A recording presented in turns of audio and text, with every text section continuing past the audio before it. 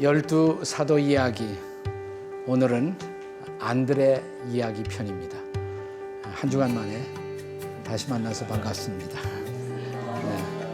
오늘 안드레가 주님과의 만남을 갖는 장면을 증거하고 있는 요한복음 1장 40절 이하 42절의 말씀을 먼저 우리가 함께 보도록 하겠습니다.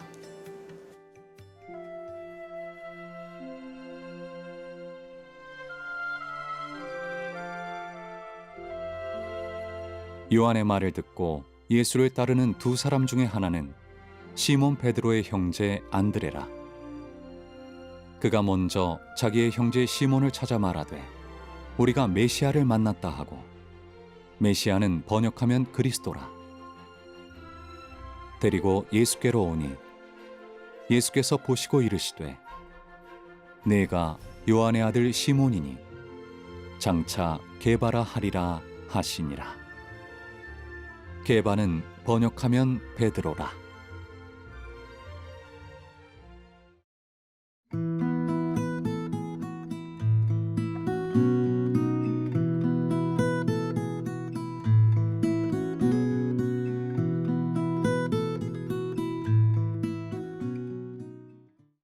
네, 우리 소학도에 있는 안드레 혹은 안드레아, 안드레의 집 아주 예쁘죠. 네, 바닷가에 있고 생각나시죠? 우리 이 말씀을 통해서 우리가 오늘 안드레 사도의 일생, 그가 걸어갔던 길을 한번 같이 추적하겠습니다. 안드레에게 우리가 별명을 붙일 수가 있다면 한 영혼 비전의 사람, 혹은 한 영혼 비전의 전도자, 뭐 이런 별명을 붙일 수가 있겠습니다. 우리가 어떤 사람은 수많은 사람들을 모아놓고 대중을 향해서 강력한 영향을 끼치고 스피치를 하는 사람이 있을 수가 있습니다. 네, 그런가 하면 어떤 사람은 1대1에 강한 사람, 개인적으로 누군가를 만나서 복음을 설득하는 일에 훨씬 더 강한 사람. 안드레는 후자 편이죠. 네, 그래서 한 영혼 비전의 사람. 우선 그가 어떻게 예수님의 제자 혹은 사도로서 출발을 하게 되었는지, 자, 우리가 이미 베드로에 대해서 같이 공부를 했잖아요. 베드로와 안드레가 뭐예요? 형제라고 말씀을 드렸습니다. 베드로의 형제, 베드로의 동생이었을 것입니다. 어떻게 아느냐면 우리가 이스라엘도 사실은 동양이에요. 동양 문화권이거든요. 그래서 이름을 쓸 때 언제나 연장자를 먼저 쓰죠. 그러니까 베드로가 먼저 나오고 그 다음에 안드레가 나온단 말이죠. 그러니까 베드로의 형제, 베드로의 동생이었을 것이고, 갈릴리 베세다 출신, 그리고 베드로가 어부였다 말씀을 드렸습니다. 그러면 당연히 안드레도 뭐예요? 어부였겠죠. 그물을 던져 고기를 낚는 어부였습니다. 본래 갈릴리 베세다 출신이지만 그들이 성장했던, 그러니까 베드로와 안드레가 성장했던 타운은 가버나움, 카페르나훔 뭐 이렇게 부르기도 하는데요. 가버나움이었을 것입니다. 혹시 성지순례 갔다 오신 분들 계신가요? 성지순례. 네. 그 가버나움이라는 갈릴리의 가버나움 타운에 가면 앞에 타운 앞에 이런 간판이 붙어 있어요. 타운 오브 지저스. 네, 예수님의 타운. 그러니까 예수님이 가버나움에서 집중적으로 많은 사역을 하신 곳. 그 가버나움 안에서 이제 베드로와 안드레가 성장했다고 할 수가 있습니다.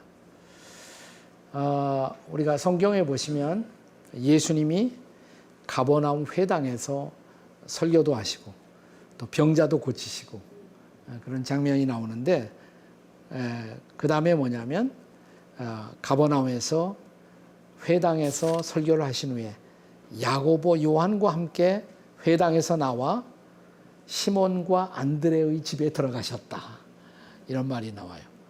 그러니까 회당 바로 옆에 아마 안드레의 집, 베드로 형제의 집이 있었을 것이다. 실제로 지금 가버나움에 가보시면 회당 터가 있고요. 바로 옆에, 그렇죠? 바로 옆에 베드로의 집, 안드레의 집이 바로 그 옆에 있는 것을 볼 수가 있습니다. 자, 그들은 모두 당시에 예수님의 오실 길을 준비했던 세례 요한, 침례 요한의 메시지를 먼저 들었을 것입니다. 보라, 세상 죄를 지고 가는 하나님의 어린 양을 보라. 네. 그 말씀을 듣고 안드레다든지 혹은 사도 요한이라든지 그들이 예수님을 구세주로 메시아로 믿기에 이르렀을 것입니다. 그리고 그 소식을 자기 형제들에게 전한 것입니다. 우리가 메시아를 만났다. 이 소식을 이제 전하게 되죠. 자, 그러자 이제 당연히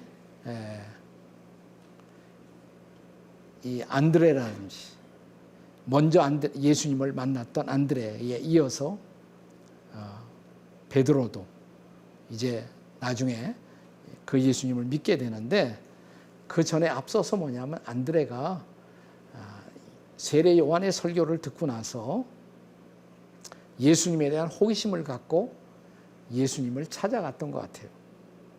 그러니까 요한복음 1장 37절과 38절에 보면 이런 말씀이 나옵니다. 자기를 따라오는 제자를 보고, 두 제자라고 그랬어요. 두 제자 중에 한 사람이 아마도 안드레였을 것입니다. 네가 무엇을 구하느냐 이렇게 물어보세요. 그러니까 너희가 뭘 원하지? 왜 나를 따라오느냐 이 말이에요. 그러니까 이렇게 질문을 해요. 두 제자 중에 한 사람 안드레, 또 한 사람 아마 사도 요한이었을 거예요. 라삐어 어디 사십니까? 이렇게 물어봐요. 라삐어 어디 사십니까? 그러니까 예수님 사시는 집을 알고 싶어 했어요. 왜 그랬을까요? 그러니까 한 번 예수님을 만나고 스치고 지나가는 걸로 만족하지 않고, 저분이 메시아고 그리스도라면 내가 저분을 좀 한동안은 계속 만나고 싶다. 네. 그리고 가르침을 받고 싶다. 그래서 사시는 주택을 물어본 거란 말이에요. 어디 사시죠?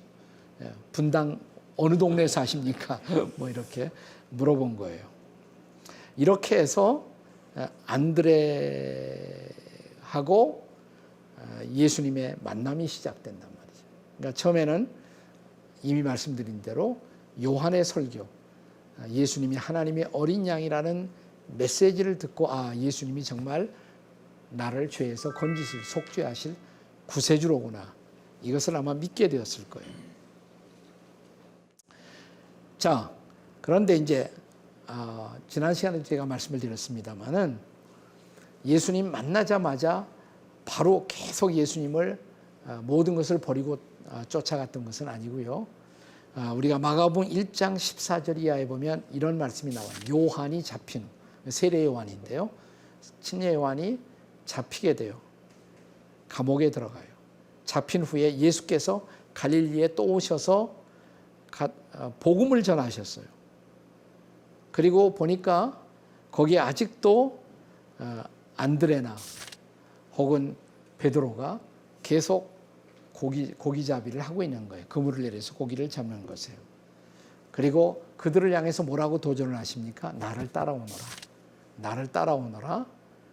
내가 사람을 낚는 어부가 되게 하리라. 그러니까 정말 이제 너희들이 나를 정말 구세주로 그리스도로 믿고자 하는 그런 마음이 있다면 내가 너희를 많은 사람들에게 복음을 전해서 사람들을 변화시키는 어부로, 물고기만 당신들은 잡을 사람이 아니라 사람의 영혼을 변화시키는 전도자로, 어부로 내가 사용하고 싶다. 이 말씀을 듣고 안드레와 베드로가 그물을 버려두고 예수님을 쫓았다.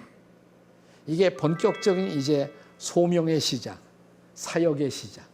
이제 전에도 이제 메시지 듣고 예수님을 그리스도로 믿었지만 이제 정말 이제 헌신하는 거죠. 그래서 소명의 인생이 시작되는 그런 장면이죠. 예수님을 이제 계속적으로 따르게 된단 말이죠. 그러니까 안드레가 먼저 믿었어요. 그리고 안드레가 영향을 끼친 사람이 누구예요? 베드로란 말이에요. 베드로. 네. 근데 꼭 뭐 이름의 뜻이 그 사람의 모든 것을 설명하지는 않지만 안드레라는 이름의 뜻도 굉장히 흥미롭습니다. 안드레가 남자답다 뭐 이런 뜻이에요. 남자답다. 네. 그러니까 먼저 용감하게 예수님 만나고 자기 형제 베드로를 예수님 앞으로 인도했어요. 하지만 남자다우면서도 이 안드레는 좀 아주 그 소심한 그러면서도 디테일한 그러한 성격을 가진 사람이 아니었을까. 네. 그래서 이 사람은 어떻게 많은 사람 모아놓고 연설하는 것보다는 한 사람 한 사람에게 영향을 끼치는 그런 스타일의 인생을 살게 됩니다. 우리가 요즘 그 멘토링이라는 단어를 많이 말하잖아요. 멘토링, 코칭. 안드레는 그런 데도 강한 사람이에요. 대중 설교, 대중 스피치보다는 멘토링에 강한 사람. 그래서 데리고 예수께로 왔다. 누가 누구를? 안드레가 베드로를 데리고 예수님 앞으로 왔다. 나는 여기서 정확하게 이것이 개인 전도의 정의라고 생각해요. 개인 전도가 뭐냐? 한 영혼을 데리고 예수님 앞으로 오는 것. 이게 바로 개인 전도란 말이죠. 한 영혼을 데리고 예수님 앞으로 오는 것. 그 안드레의 사건을 복음서에서 계속 추적하다 보면 요한복음 12장에 또 안드레가 나와요.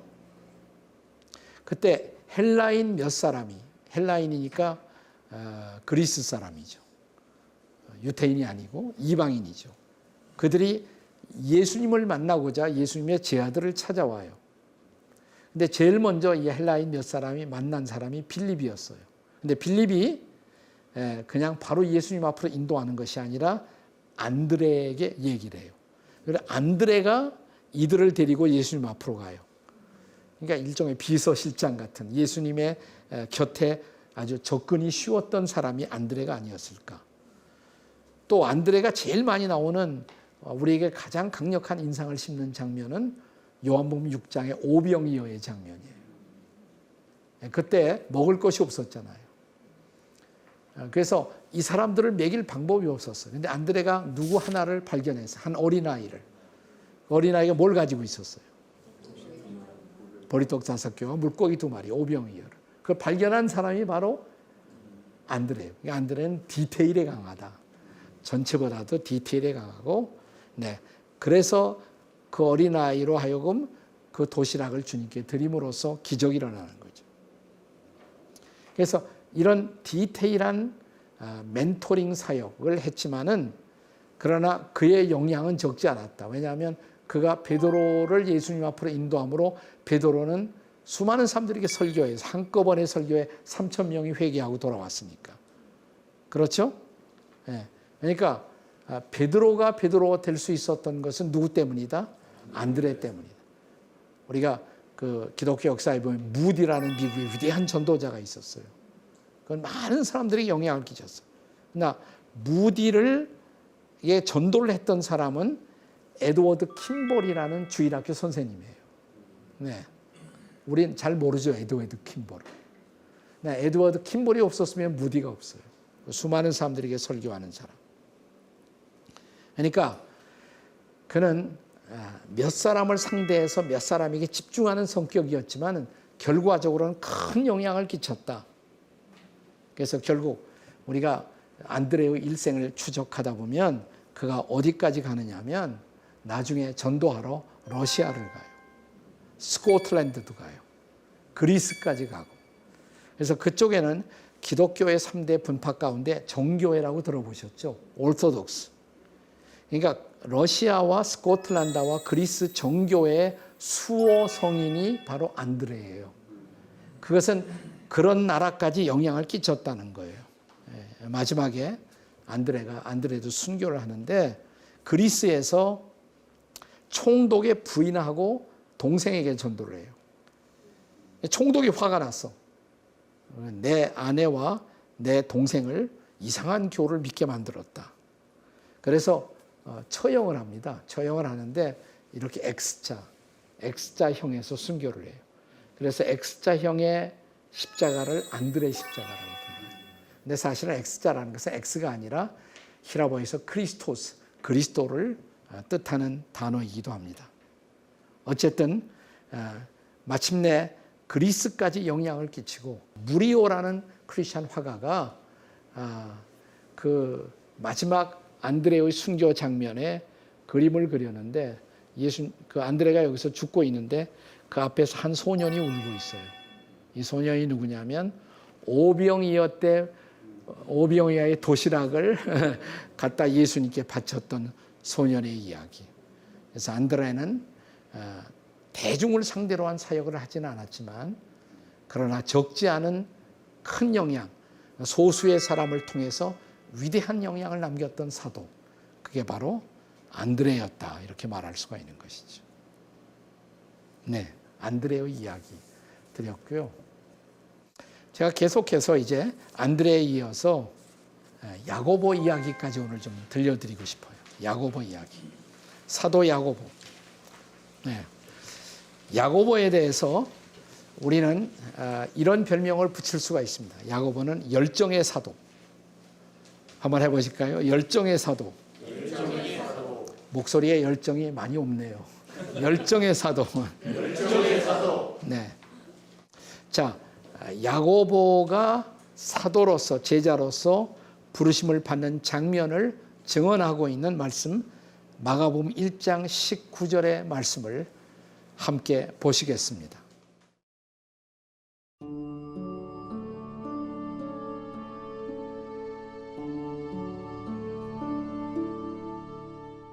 조금 더 가시다가 세베대의 아들 야고보와 그 형제 요한을 보시니 그들도 배에 있어 그물을 깁는데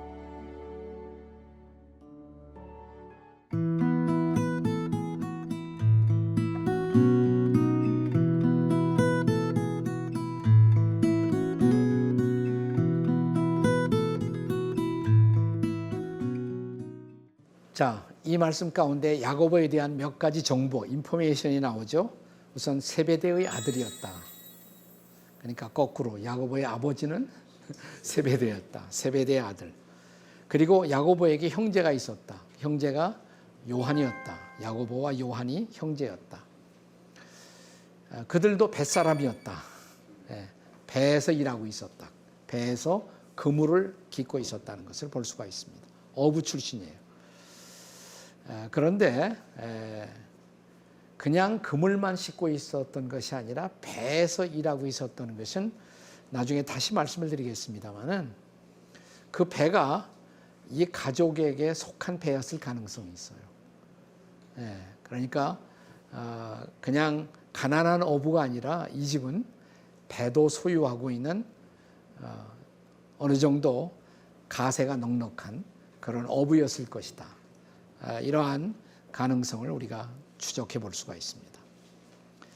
이게 어디서 더 정확하게 볼 수가 있냐면 그 다음 절에 보시면 마가복음 1장 19절 20절에 보시면 그물을 수선했을 뿐만 아니라 거기에 품꾼들과 함께 있었다 그랬어요. 그러니까 이 집안이 뭘 쓰고 있었다? 품꾼들, 하인들을 고용하고 있었다. 그러니까 좀 가세가 넉넉한 집안이었었다 알 수 있고요. 요한복음 18장 15절에 보시면 베드로와 다른 제자, 요한복음을 여러분이 읽으시다가 요한복음에서 주님이 사랑하는 제자 혹은 다른 제자 그러면 사도 요한 얘기예요. 사도 요한이 자기 이름을 쓸 수가 없어서 주님이 사랑하는 제자가, 다른 제자가 이렇게 자기 얘기를 합니다. 그러니까 베드로와 다른 제자, 이건 요한이다 이 말이에요. 요한. 네. 그러니까 그 다른 제자가 예수님을 따르고 있었는데, 그러니까 사도 요한이 예수님을 따르고 있었는데 그들은 대제사장과 아는 사이였다 이런 말이 나와요. 그러니까 예수님 당시에 대제사장이면 굉장히 그 이스라엘에서 어깨에 힘주고 다니는 큰 영향을 끼치는, 그리고 로마는 정략적으로 대제사장하고 친했어요. 그러니까 정치적 영향력도 있었던, 그러니까 요한하고 뭐예요? 야고보하고 뭡니까? 형제니까. 그러니까 이 집안이 그냥 고기 몇 마리 낚아서 하루하루 건건히 먹고 사는 가난한 어부는 아니었다. 상당히 영향력 있는 집안의 어부였다. 이렇게 알 수가 있어요. 자, 근데 흥미로운 것은요. 자, 그들이 부르심을 받기 전에, 야고보, 요한이 부르심을 받기 전에 먼저 예수님 만나고 부르심을 받는 사람이 누구였습니까? 안드레와 베드로였죠. 안드레와 베드로가 뭐예요? 그들의 직업도 어부죠. 그 다음에 야고보와 요한도 뭐예요? 어부예요. 자, 이제 그러니까 안드레와 베드로가 어부로서 먼저 예수님 만나고, 그 다음에 야고보와 요한이 어부로서 그 다음에 예수님을 만나요. 그 당시에 그들이 다 갈릴리에 살았는데 갈릴리가 큰 곳이 아니거든요. 네. 그러니까 이 두 사람들은, 형제들은 서로 잘 알고 있었다. 그것도 우리가 짐작할 수가 있죠. 자, 그런데 안드레와 베드로 형제, 이게 형제예요. 또 야고보와 요한 형제, 이들에 관해서 우리가 그들의 캐릭터, 성격에 대해서 성경에서 알 수 있는 흥미로운 사실 하나가 있습니다. 여러분도 다 형제들 계시죠? 형제들.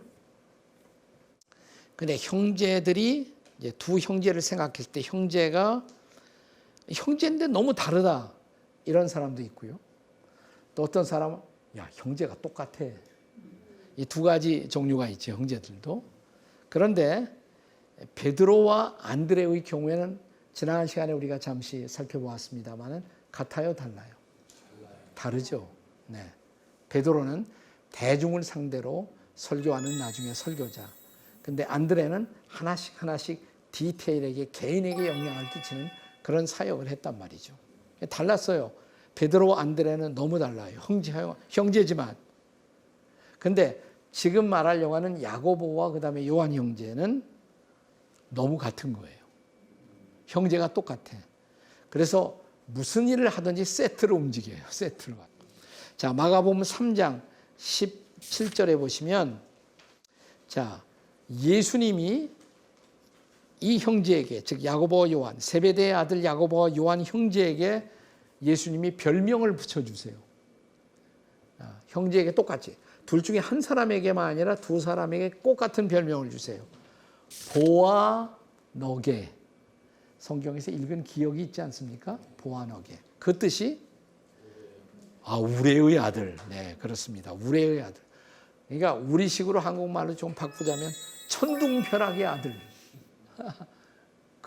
왜 형제에게 이런 별명을 똑같이 주었을까요? 성질이 그러니까 벼락 같은 성질. 네, 아마 이런 성질을 가진 것 같아요. 자, 이제 우리가 그 성경의 에피소드를 복음서에서 따라가다 보면 예수님이 이제 예루살렘을 향해서 마지막 가시다가 사마리아 마을을 지나시게 됩니다. 사마리아 마을을 거쳐 지금 예루살렘으로 가셔야 돼요. 근데 사마리아 마을에 들어갔을 때 사마리아 사람들이 예수님을 관세해요. 그러니까 관심도 없고 또 잘 와서 뭘 이렇게 음식 대접도 안 하고, 이제 그걸 보고 옆에 있었던 야고보 요한 형제가 열을 받은 거예요. 그리고 뭐라고 그러냐면 누가복음 9장 54절에 보시면, 선생님, 불을 명하여 이들을 다 없애버립시다. 하늘에서 불을 내려서 이들을 다 태워버리죠. 네. 그러니까 벼락을 내려서 이들을 다 처치해버리시죠. 이런 인간들, 이렇게 메시아도 몰라보고 그리스도도 몰라보는 이런 사람들을 그대로 두시겠습니까? 형제가 그랬단 말이죠. 이제 별명이 이해가 되시죠. 네. 우리가 어떤 사람에게 별명을 붙일 때는 좀 비슷한 별명을 붙이잖아요. 그 사람의 성질이나 성격에 부합하는 그런 별명을 붙이잖아요. 네. 자, 이제 그럼에도 불구하고 어떻게 그가 하나님의 사람으로서, 사도로서 성숙해 가는가. 이런 감정적인 사람들, 이런 열정적인 사람들이 성숙이 쉬울까요? 어려울까요? 어떻게 생각하세요? 쉽다, 또 어렵다. 투표에서 결정해요. 아니 일시적으로는 막 감정적으로 막 이렇게 그 냄비처럼 끓어오를 수가 있어. 근데 또 냄비는 어때요? 식어버릴 수도 있잖아. 이게 문제예요. 감정적인 사람의 문제는 일관성이 없다는 문제가 있단 말이죠. 자, 그래서 우리가 마가복음 10장 35절에 보면 이런 에피소드가 또 등장해요. 야고보와 요한 두 형제가 예수님 앞에 선생님이 메시아의 나라를 이 땅에 이루실 때 그때 저희 형제를 한 사람은 선생님의 우편에 한 사람은 좌편에 앉게 해주시죠 라고 로비를 하는 장면이 나와요. 물론 다른 복음서에 보시면 어머니가 그렇게 했다 또 이런 말이 나와요. 어머니가. 그래서 야고보와 요한의 어머니를 치맛바람의 원조 이렇게 말합니다. 그러나 이들도 그렇게 했을 거예요. 이들도 그렇게 되기를 원했단 말이죠. 네. 그러니까 너희들만 그 메시아 양쪽 자리에 앉아버리면 우리는 뭐란 말이야. 나머지 10제자가 뭐예요? 화를 냈다 그랬어요. 성경에. 화를 내거늘 그랬단 말이죠. 네. 그러니까 이 형제의 성격이 이해가 잘 가시죠. 네? 그러면서 예수님 말씀하시기를 너희들이 구하는 것을 알지 못한다. 너희들이 그 자리를 앉기를 원한다면 할 일이 있다. 내가 받는 잔을 너희도 마셔야 한다. 고난의 잔을. 고난의 세례를 너희들도 받아야 된다. 십자가의 잔을 마셔야 한다. 그러니까 그런 영광의 자리에 앉으려면 먼저 뭐예요? 고난이 필요하다. 이것은 소위 신앙의 성숙에 관한 굉장히 중요한 암시를 하고 있어요. 우리의 신앙이라는 것은 고난이 없이는 성숙할 수 없다는 거죠. 그래서 이런 감정적인 형제가 하나님의 사람으로 사도로 성숙하기 위해서는 그들에게 고난의 과정이 필요하다는 사실을 주님이 암시하고 있는 거예요. 네. 저는 신앙 성장에 있어서는 특별히 열정적이고 감정적인 사람들에게는 두 가지를 하나님이 주신다고 생각합니다. 하나는 고난, 또 하나는 성령의 아주 치열한 간섭. 그것을 통해서 이 감정적인 사람들이 빚어져요. 만들어지고 깨어지고.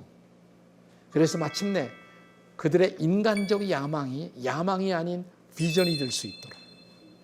비전이 될 수 있도록. 네. 자, 그들이 어떤 사역을 하고 어떻게 죽느냐를 우리가 집중적으로 바라보시면 됩니다.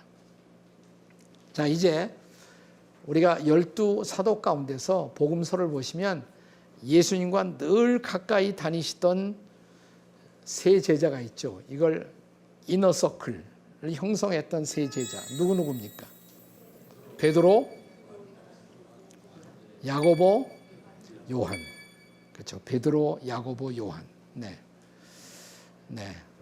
이 세 제자들만 데리고 예수님이 어떤 특별한 일을 하시는 때가 많았어요. 네. 세 제자들 이외에는 다른 제자들은 경험하지 못한 사건들이 있어요. 예를 들어서 야이로라는 회당장의 딸을 부활시킬 때, 살리실 때 거기 세 제자밖에 없었어요. 저분이 부활의 능력도 있네. 이거 세 제자만 그걸 봤을 거예요. 또 변화산상의 체험. 주님이 놀랍게 변할 때, 또 모세와 엘리야와 함께 등장할 때 거기에 누가 있었어요? 베드로, 야고보, 요한. 거기 야고보가 있었단 말이에요. 거기 야고보가 있었어요. 요한도 있었고. 네.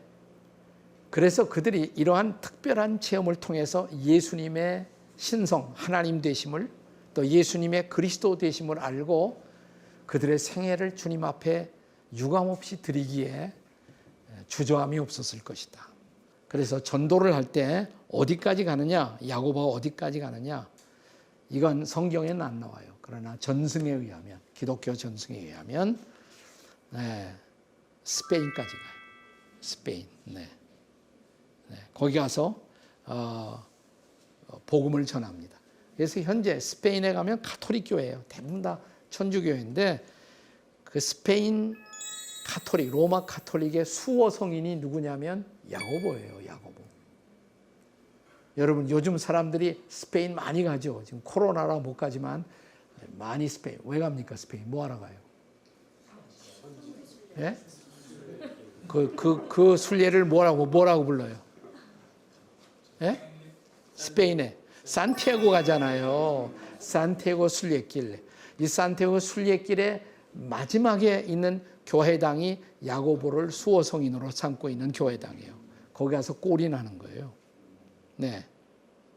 그리고 야고보의 상징으로 조가비를 썼어요. 조가비. 순례자들이 조가비 같은 거 그런 걸로 표시를 하고 산티아고 순례길을 걷는단 말이죠. 그러나 스페인에서 죽진 않습니다. 거기서 잠시 전도를 하고 다시 예루살렘으로 와요. 야고보가.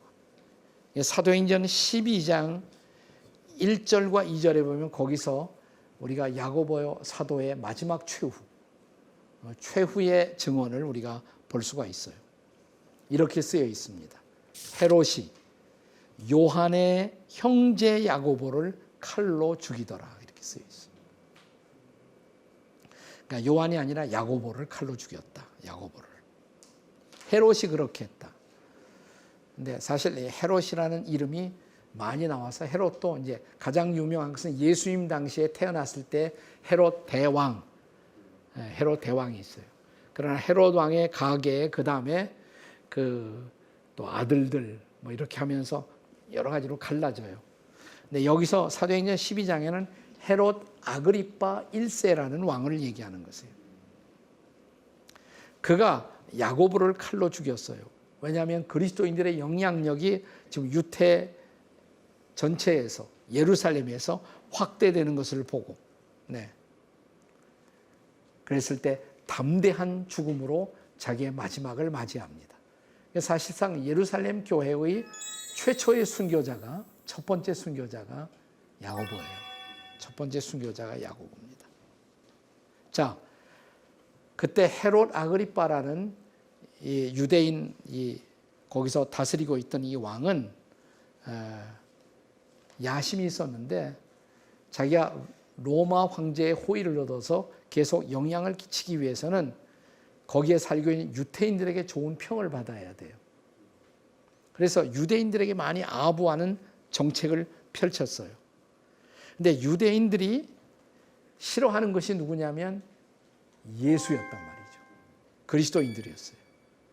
그래서 결국 야고보를 처형한 중요한 원인이 뭐냐면 유대인들의 환심을 얻으려고. 그래서 야고보를 처형합니다. 근데 그 처형 장면에 이런 역사적 전승이 남아 있어요. 야고보가 처형당하는 모습을 지금 계속 이제 신문도 하고, 그래서 마지막 그를 처형하는 결정적 순간에 가기까지 옆에서 그것을 가만히 바라보고 있었던 관리 한 사람이 있었어요. 관리가 갑자기 손을 들고 저도 나사렛 예수를 믿습니다. 저도 사실은 그리스도를 믿는 그리스도인입니다. 그러니까 지금 우리 시대의 말로 말하면 커밍아웃을 한 거예요. 나도 크리스찬이라고. 왜냐하면 야고보가 그 핍박을 받고 죽음 앞에 서 있으면서도 담대하게 신앙을 고백하고 헤롯 아그리빠 왕이 오히려 전도하는 모습을 보고서 자기 양심에 찔림을 받은 거예요. 나도 크리스찬이라고. 나를 같이 죽여달라고. 그래서 이 사람이 관리였던 사람 크리스찬으로서 야고보와 함께 순교를 하게 돼요. 그 모습을 지켜보고 있던 야고보가 곁에 더불어 함께 순교하는 그에게 형제요, 나의 형제요, 나의 사랑하는 형제요, 주님이 그대에게 이 평화를 주시기를 이러면서 두 사람이 함께 순교하는 그런 아름다운 역사적 전승이 남아 있습니다. 그의 별명처럼 그는 열정을 가지고 주님을 증거했죠. 중간에 잠시 자기의 야심 때문에 신앙의 아름다운 모습이 흔들리기도 했지만 결국 열정을 비전으로 승화시켜서 하나님 나라에 열정을 들였던 사도, 열정의 사도 누구예요? 야고보. 야고보의 이야기를 오늘 여러분과 함께 생각해 보았습니다.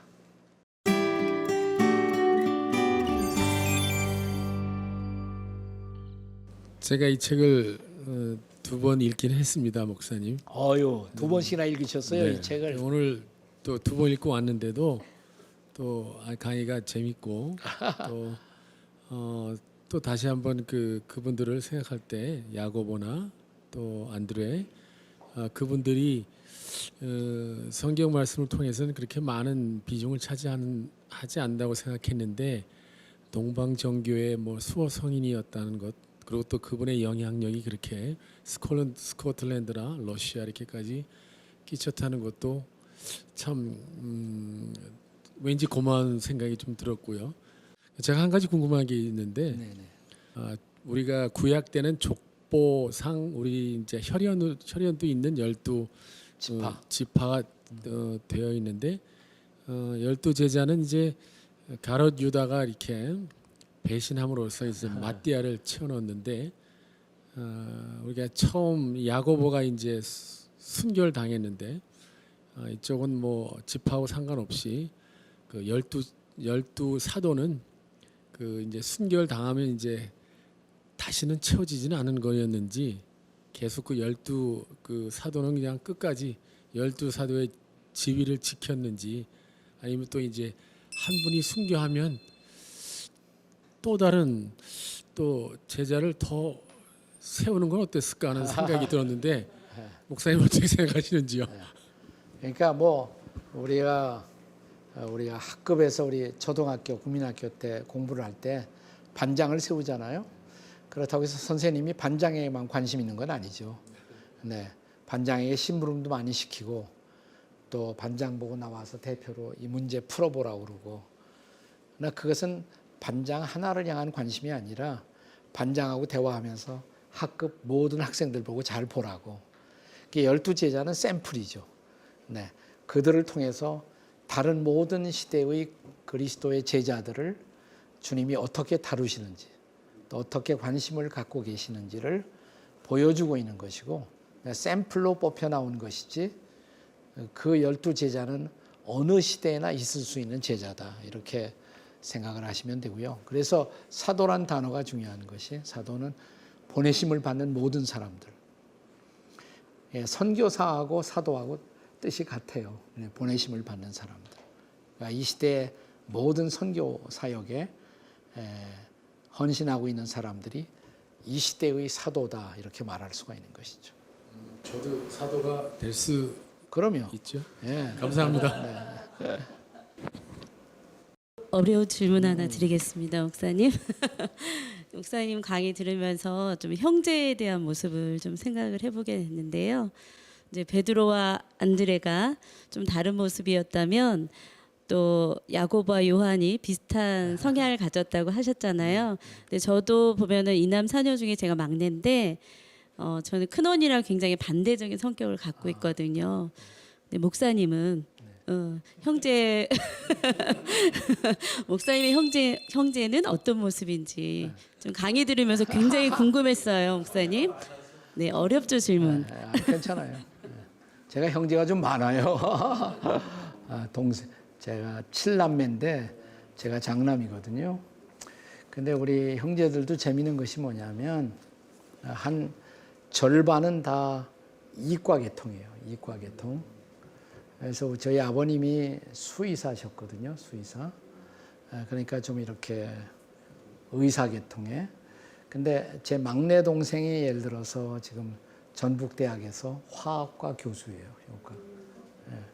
또 제 여동생 하나가 엑스레이 계통의 그런 간호학을 공부하고 그랬어요. 그러니까 그건 다 이공계통이지. 근데 나머지는 또 뭐냐면 굉장히 문과적인 기질이에요. 그래서 저도 좀 약간 문학적인 기질이 있잖아요. 동생 가운데 시 쓰는 동생도 있고, 그쪽은 다 또 문과예요. 그쪽은 다 문과예요. 그래서 그 형제라도 이렇게 다른 것 같아요. 굉장히 다른 것 같아요. 그러니까 재밌잖아요. 세상이 다 똑같으면 재미가 없고 다르기 때문에 서로 배울 수도 있고 또 어떤 때는 또 같기 때문에 또 힘을 합해서 일하기도 좋고. 그래서 그것은 하나님의 창조의 신비이고 조화이다. 뭐 이렇게 생각이 되네요. 어느 형제가 가장 하나님 앞에 칭찬을 많이 받을 것 같은가요?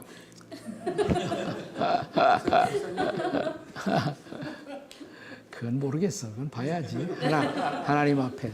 나는 사실 목사하면서 교인들의 사랑을 너무 많이 받고 그래갖고 하나님 앞에 가면 상을 하나도 받지 못할 확신이 있어요. 저는. 예, 그래서 거기 하나님 앞에 서기만 한 것도 저는 감사하고 그럴 사람이고 이 땅에서 너무 부족한 것도 많고 그래서 야단만 안 맞고 거기 설 수 있으면 저는 감사할 것이다 이런 생각을 많이 할 때가 있어요. 자, 오늘 수고하셨습니다. 박수로. 제가 기도하고 마무리하겠습니다. 하나님 아버지, 오늘 우리가 12사도 이야기 마당 함께 말씀 앞에 서서 우리의 선배 사도들이 걸었던 그 길, 안드레의 길, 야고보의 길 함께 묵상하면서 은혜를 나누었습니다. 부족하지만 저희 모든 다른 성향의 사람들을 부르셔서 그 나라의 백성 되게 하시고 그 나라의 일꾼 되게 하신 것을 감사합니다. 한평생 주님의 부르심 앞에 신실하게 응답하는 오늘 이 시대의 제자들, 이 시대의 사도들이 되게 해 주시옵소서. 예수님의 존귀하신 이름으로 기도하옵나이다. 아멘. 감사합니다. 고맙습니다.